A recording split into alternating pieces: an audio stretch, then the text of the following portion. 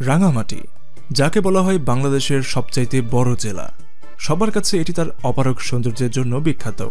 আপনি যদি প্রাকৃতিক পরিবেশে হারিয়ে যেতে চান, তাহলে রাঙামাটির চাইতে সেরা জায়গা আর হতেই পারে না।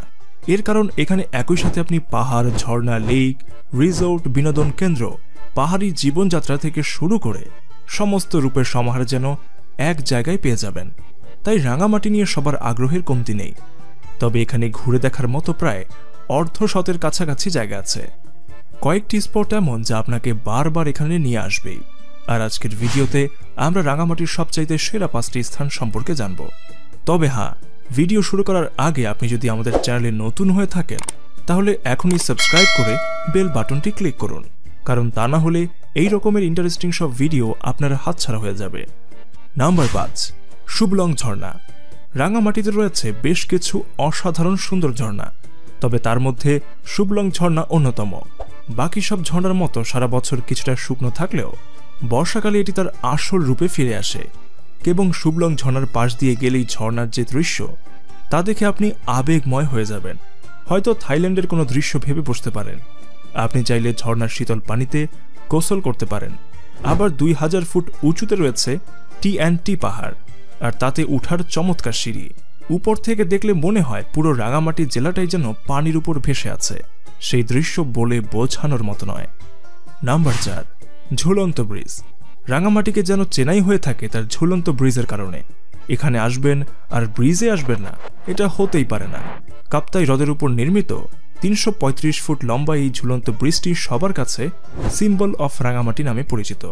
দুই পাহাড়ের মনোরম পরিবেশের মাঝে পানির উপর এই ঝুলন্ত সেতুর উপর দাঁড়িয়ে প্রকৃতিকে উপভোগ করাটাই যেন ভাগ্যের ব্যাপার। ব্রিজের একপাশে পাহাড়ের উপরে আবার শিশুদের বিনোদনের জন্য রয়েছে দোলনা এবং স্লিপার।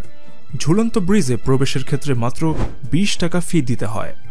Number 3, Kaptai lake. রাঙামাটির অন্যতম পছন্দসই স্থানের আরেক নাম কাপ্তাই লেক। প্রায় 11,000 বর্গ কিলোমিটার জুড়ে বিস্তৃত এই কৃত্রিম হ্রদের দেখা পেতে সবখান থেকেই পর্যটকরা ব্যাকুল হয়ে ছুটে আসেন। এখানে চাইলে একদিন থেকে সব সৌন্দর্য উপভোগ করতে পারেন, আবার দিনে গিয়ে দিনেও ফিরে আসতে পারেন।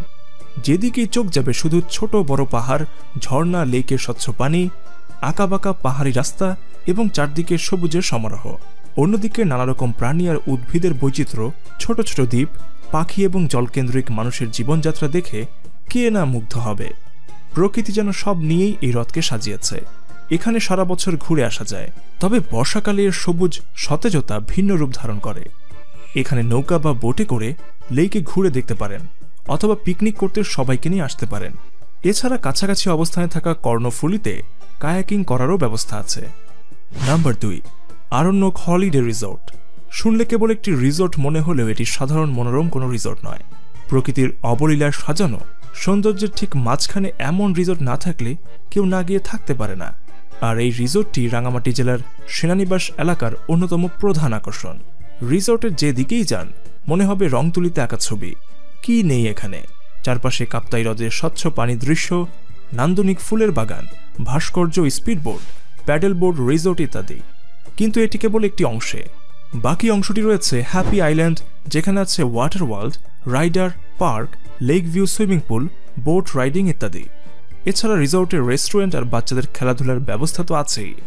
সব মিলিয়ে এই রিসোর্টটি অত্যন্ত মনোরম, মুগ্ধকর এবং বিনোদনের সংমিশ্রণও বলা চলে। Number 1, Sajek valley. বর্তমানে সবার কাছে অন্যতম সেরা পর্যটন কেন্দ্রের নাম এই সাজেক ভ্যালি।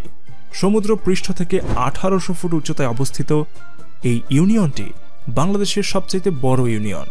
সারা বছর প্রাকৃতিক রূপে আবিষ্ট থাকা এই সাজেকের চারপাশে আছে পাহাড়, সবুজের ছড়াছড়ি, তুলোর মতো উঠতে থাকা মেঘ, কুয়াশার চাদর এবং প্রতি ঋতুতে বিভিন্ন সাজে সেজে থাকা নিরলস সৌন্দর্য।